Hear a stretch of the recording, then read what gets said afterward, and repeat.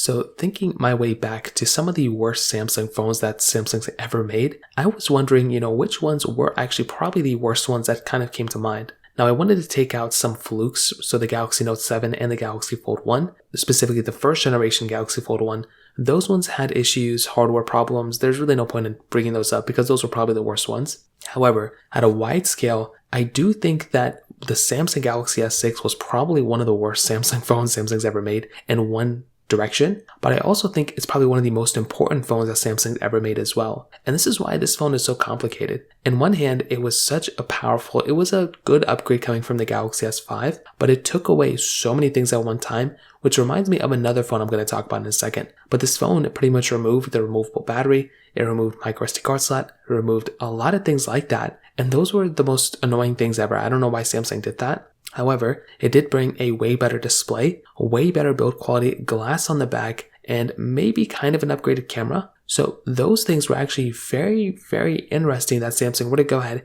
and actually bring those specific things in with the Galaxy S6. Because on one hand, it was a big upgrade, but also it was a small upgrade. And most of the time when people look back and they talk about the Galaxy S6, most people probably aren't happy with the way the Galaxy S6 was released and announced and all that stuff. And I'm kind of there with you, to be honest. But there's another phone that reminds me a lot of the Galaxy S6, and that is the Galaxy S21. This specific device was, I think, one of the weirder choices Samsung's ever made. I have no idea why they went down this direction of making the Galaxy S21 very similar to the S6, minus the glass back. It had a plastic back on this phone, but that was a problem in and of itself. I don't know why they went from a glass back to a plastic back on this specific device. Looking at it now, I guess it wasn't a big, massive deal, but it's still very annoying that these things went down in, the hardware quality like that. The other thing, no micro SD card slot on this phone. Samsung went through and they removed the micro SD card slot on that device, and that again was a really big problem, I would say. It was very, very annoying for them to do that, and I think that in and of itself was something that they probably should have done